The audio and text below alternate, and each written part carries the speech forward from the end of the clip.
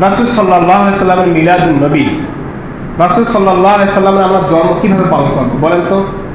রাসূল সাল্লাল্লাহু আলাইহি সাল্লামের আমরা মিলাদ পালন করব, রাসূল সাল্লাল্লাহু আলাইহি সাল্লাম আমাদের শিখিয়ে গেছে।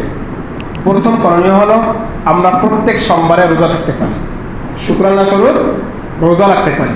যদি আমরা প্রতি সোমবারে, যেহেতু নিশ্চিত রাসূল সাল্লাল্লাহু আলাইহি সাল্লাম সোমবার দিনে জন্মগ্রহণ করেছেন, তাহলে প্রত্যেক সোমবারে আমরা নফল সিয়াম রাখতে পারি ইনশাআল্লাহ। দ্বিতীয় নম্বর হলো রাসূল সাল্লাল্লাহু আলাইহি সাল্লামের প্রতি দরুদ পাঠ করা। রাসূল সাল্লাল্লাহু আলাইহি সাল্লামের প্রতি দরুদ পাঠ করতে হবে বেশি বেশি। দরুদ কোনগুলো?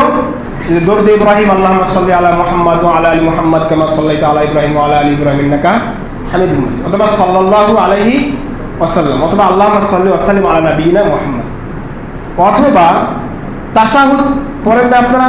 তাশাহুদের ভিতরেও কিন্তু দরুদ আছে। আত্তাহিয়াতু লিল্লাহি ওয়াস সালাওয়াতু ওয়াত তাইয়্যিবাত, আসসালামু আলাইকা আইয়ুহান নাবিয়্যু ওয়া রাহমাতুল্লাহি ওয়া বারাকাতুহু, আসসালামু আলাইনা ওয়া আলা ইবাদিল্লাহিস সালিহিন। এই আইয়ুহান নাবী ওয়া রাহমাতুল্লাহি ওয়া বারাকাতুহু।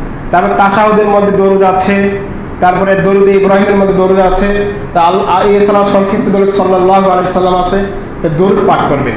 আমি এই কথাটা শুনতে বলতে চাচ্ছিলাম, দরুদ পড়তে হবে, দরুদ অনেক বেশি পড়তে হবে। আপনারা মুরিদরা যে পরিমাণ গল্প গুজব করেন হাট বাজারে, আল্লাহ মাফ করুন, এত গল্প গুজব, এত আলোচনা সমালোচনা, সেই জায়গায় দরুদ পড়তেন কত সওয়াব হতো। দেখেন, কোরআন পারেন না, দরুদ তো পারেন নাকি? সাল্লাল্লাহু আলাইহি সাল্লাম এটা পারেন তো নাকি? কেউ যদি একবার দরুদ পাঠ করে, কয়বার? একবার দরুদ পাঠ করে, তাহলে তার 10টা ফজিলত। কয়টা ফজিলত?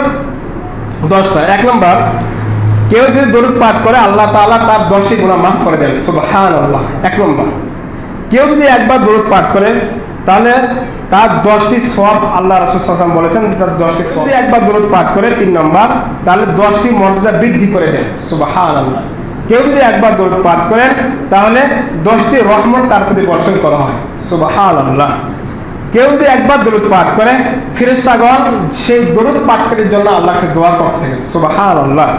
কেউ যদি একবার দরুদ পাঠ করে তাহলে ফেরেশতাগণ দরুদ পাঠকারীর নাম ও তার পিতার নাম রাসূল সাল্লাল্লাহু আলাইহি সাল্লামের রওজায় পৌঁছে দেন, সুবহানাল্লাহ। 7 নম্বর, কেউ যদি দরুদ একবার পাঠ করে রাসূল সাল্লাল্লাহু আলাইহি সাল্লাম নিজে এবার দরুদ পাঠ করার জন্য 10 বার কি করেন? বেশি বেশি দোয়া করতে থাকেন, সুবহানাল্লাহ। এছাড়াও কেউ যদি একবার দরুদ পাঠ করে, একবার, কয়বার? একবার দরুদ পাঠ করে, তাহলে তার দুশ্চিন্তা, বিপদ আপদ সব কেটে যাবে ইনশাআল্লাহ, সুবহানাল্লাহ। কেউ যদি একবার দরুদ পাঠ করে তাহলে রাসূল সাল্লাল্লাহু আলাইহি সাল্লাম পরকালে শাফায়াত করবেন, সুবহানাল্লাহ। তাহলে দরুদ পাঠ করা অনেক ফজিলত, তাই না? তাহলে উঠতে বসতে চলতে ফিরতে আমরা দরুদ পাঠ করতে পারি ইনশাআল্লাহ। তাহলে দরুদ ইয়া নবী সালাম এগুলো না, এটা দরুদ না, এটা অসম্মান করা। আল্লাহ তাআলা সব জায়গায় আইয়ুহান নাবী ব্যবহার করেছেন, আইয়ুহান নাবিয়্যু ওয়া রাহমাতুল্লাহি ওয়া বারাকাতুহু তাশাহুদের মধ্যে, তাই না? অথবা আল্লাহ তাআলা বলেছেন ইয়া আইয়ুহান নাবিয়্যু কুল লিআজওয়াজিক, সব জায়গায় ইয়া আইয়ুহান নাবী দ্বারা সম্মান করেছেন। আর যারা আমরা দরুদ পাঠ করি তারা ইয়া নবী সালাম আলাইকা বলে, তাই না? ইয়া নবী সালাম আলাইকা বললে এটা উল্টো গুনাহ হবে, অবমাননা করা হবে।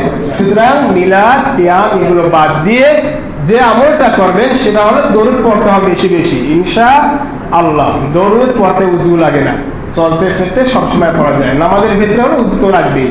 আল্লাহ তাআলা আমল করার তৌফিক দান করুন। আল্লাহুম্মা আমিন, আল্লাহুম্মা আমিন। ওয়া সাল্লাল্লাহু তাআলা আলা খায়রি খালকি মুহাম্মাদিন ওয়া আলা আলিহি ওয়া আসহাবিহি আজমাইন।